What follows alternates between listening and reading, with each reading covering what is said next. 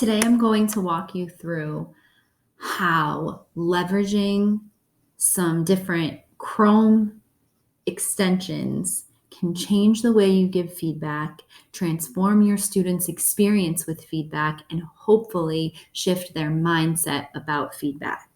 Based on all of our UDL and CRT training, we know that our feedback must be wise. We know that we need to preface our constructive criticism with reassurance that the students can do the work, with setting high expectations, and with acknowledging that we are giving feedback because we believe that our students can grow. So, one way that we can do that is to create a wise feedback banner and to include it in the header or on a slide or in a comment somewhere when you're giving digital feedback. So it's the first thing that your students are going to see is this acknowledgement of their capability and the reassurance that they can do the work while continuing to hold your expectations high. So I've posted a tutorial about how to create this banner. So for the purposes of today's video, I'm just going to copy it from my sample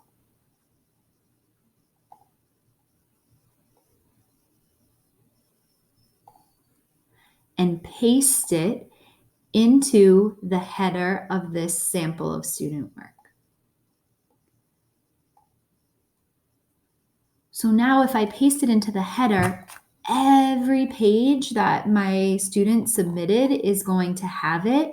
If you think that this student needs to see it on every page as a reassurance, that's fine. Or if you think they only need it once, you can click different first page and then copy it, and it will only show up on the first page. So now when I return this assignment on Google Classroom, the first thing that the students are going to see is my wise feedback banner. It's got my signature, it's got my Bitmoji, it's got an image that makes it personal. Okay, so now that I have prefaced my constructive criticism with wise feedback, the next very cool extension that I wanted to show you is called Talk and Comment. Once you download this extension to your account, it will show up here, and it is a blue icon with a little microphone symbol and a little yellow dot. You'll also see it showing up here.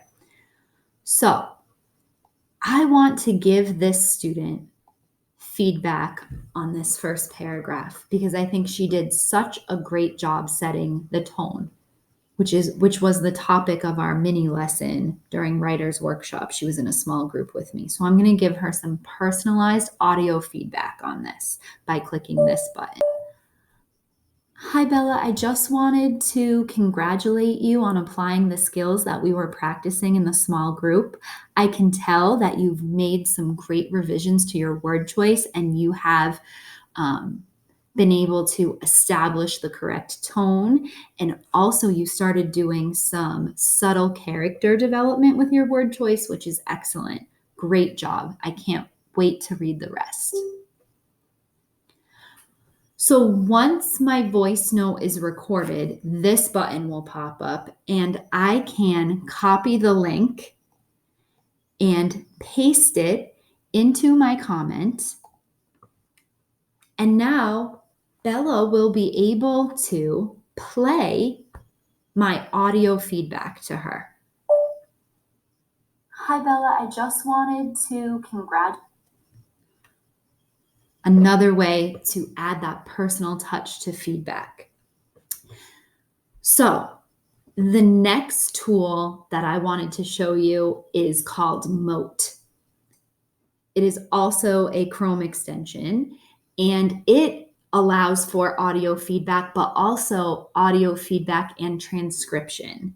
So, for example, I noticed in my first read of this narrative that Bella forgot to punctuate the end of her dialogue pretty consistently throughout the paper. So I want to call attention to that for her. So I'm going to add a comment. And if I've downloaded the Moat extension, then when I click comment on Google Docs, you will see the little M icon pop up.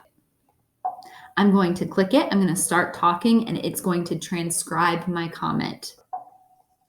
I'm noticing as I'm reading through your narrative that you are forgetting to punctuate the end of your dialogue. At first, I thought it was a typo, but I've seen it a few times now. So I'm just reminding you that you need to include end punctuation even in dialogue.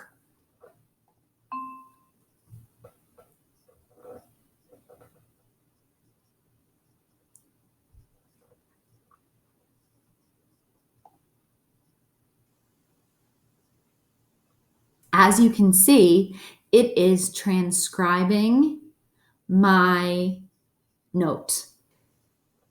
So it's not perfect. You may need to go in and edit the transcription.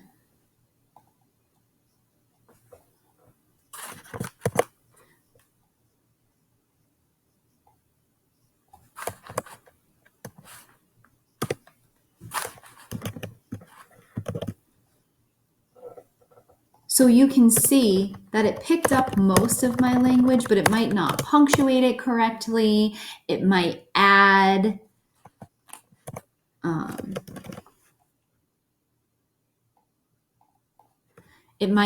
words that are unnecessary. If you notice that the transcription is way off, you can always edit it.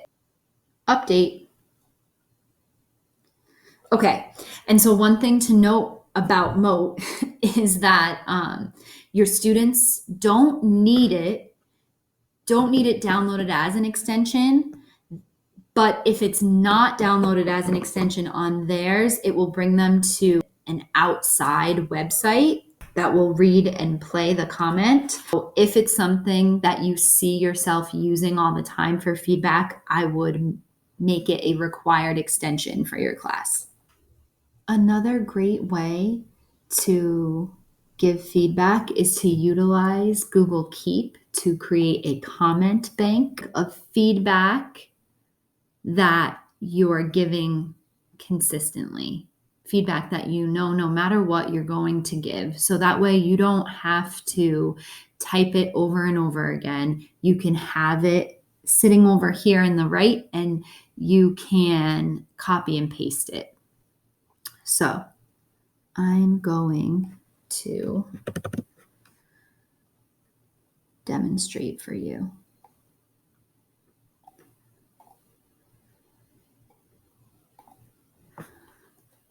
So I noticed that Bella had some missing or extra commas in this sentence. So I'm going to add that comment, but then I'm also going to add a video to help Bella determine whether she has missing or extra comments and how to fix it on her own. That way she internalizes the feedback as opposed to just fixing what I tell her. So I'm going to drop the link in here. I might even actually go back and give some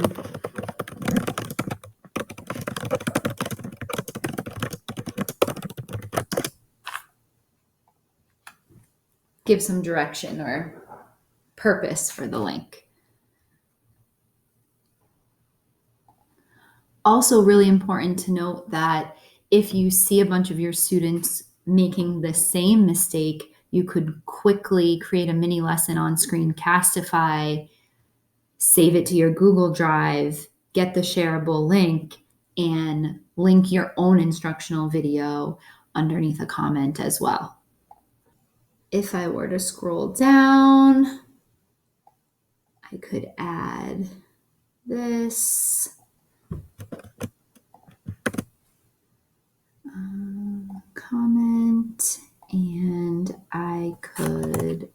center.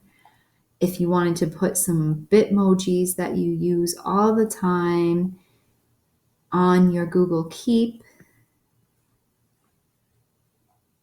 you could also copy and paste your Bitmojis from there to add encouragement at the end of a paper. I hope this video helped you reimagine how you give feedback on digital work. And I really see the value in these tools in increasing teacher productivity, as well as personalizing our feedback and making it as specific as possible for a student.